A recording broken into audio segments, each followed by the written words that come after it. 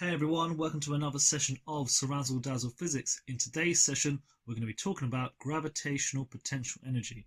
So let's look at the following scenario. We've got a box on the floor. Let's say we raise that box into the air, a certain height, h. How much gravitational potential energy has it gained? Well, I can use the following formula to calculate the gravitational potential energy. Gravitational potential energy is equal to the mass of the object times by the gravitational field strength times by the height. Okay, so in symbols, the gravitational potential energy, so that's E for energy and G for gravitational, it's equal to M times by G times by H, just like that formula above. Okay, so the units of the formula, so we know energy is measured in joules, mass is measured in kilograms, gravity is measured in newtons per kilogram, and height is measured in meters. Okay, so we've got a new formula. It's going to be gravitational potential energy. It's equal to mass times by gravitational field strength times by the height. E is equal to mgh. Wonderful. Okay, let's move on to a variation of this formula. So let's scroll down. Okay, so we know that the gravitational potential energy is equal to mass times by gravity times by the height lifted. But we also know that weight is equal to mass multiplied by gravity. So the weight of the object is equal to mass multiplied by gravity. So W is equal to M times by G. So weight is equal to mass times by gravity. In another video of mine, I would go through weight and mass. Check it out later on. So I can put weight into this equation. Can we see it? Right, look. We know weight is mass times by gravity, and look, we've got the mass and gravity over here. So therefore, I can replace the mass and gravity over here with the weight. So it becomes Eg is equal to weight times by height. So that can also be used. So we end up with the following. Gravitational potential energy can be given by weight times by height, or mass times by gravity times by height. The reason why is because weight is equal to mass multiplied by gravity. Okay, let's test our understanding with the following problem. A box of mass 20 kilograms is raised 5 meters into the air. Calculate the GPE gained. Note, G is equal to 10 newtons per kilogram. Alright, so the first thing we should do is write down the formula. We know the gravitational potential energy is equal to M times by G times by H. Okay, the mass is going to be 20 kilograms.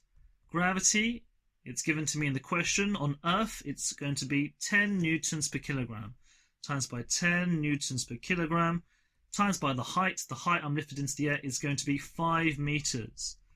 Okay, wonderful. So let's do that in a calculator then. So 20 times, take your calculator out, 20 times by 10 times by 5. I'm getting the answer of 1,000. Make sure you put down the unit. No unit equals no mark. So there we go. Gravitational potential energy is going to be 1,000 joules. Okay, wonderful. Let's look at example number 2. Okay, so here is example number 2. A box of weight 500 newtons is lifted 10 meters into the air. Calculate the GPE gained. So a box of weight 500 newtons is lifted 10 meters into the air. Calculate the GPE gained. Right, so first of all, let's write down the formulas that we need. So we know gravitational potential energy is equal to M times by G times by H. Or we have the other one, gravitational potential energy is equal to the weight times by the height. Yes, because we said weight is equal to mass times by gravity. So which formula can I use here? I've got the weight, so therefore I should be looking at this formula. Great, so let's put that down here. So Eg, is equal to weight times by height.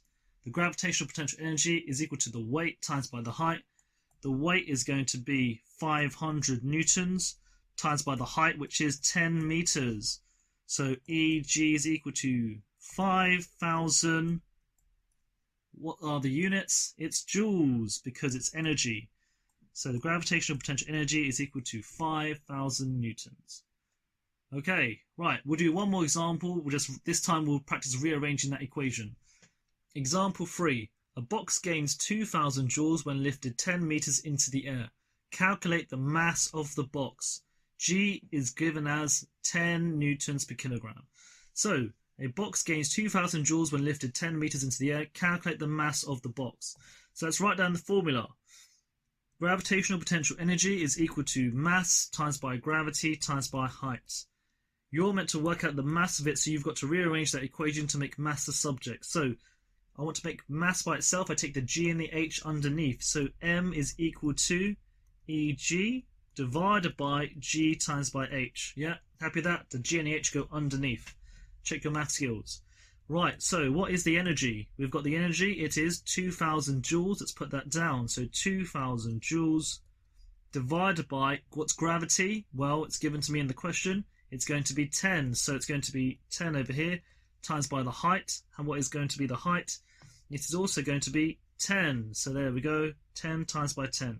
So therefore, it's going to be 2,000 joules divided by 100, which is going to be equal to 20. And because it's mass, the answer is kilograms. The answer is 20 kilograms. Wonderful. So we've done 3 examples now. Okay, so here's a summary. Gravitational potential energy equals mass times by gravitational field strength times by the height. The energy is equal to mass times by gravity times by height. Energy is measured in joules, mass in kilograms, gravity in newtons per kilogram, height is in meters. Yeah, and then we gave you another formula over here. We also know that it's also equal to weight times by the height. Yes, so gravitational potential energy can also be given by weight times by height, or m times by g times by h. So we have 2 formulas that we can use.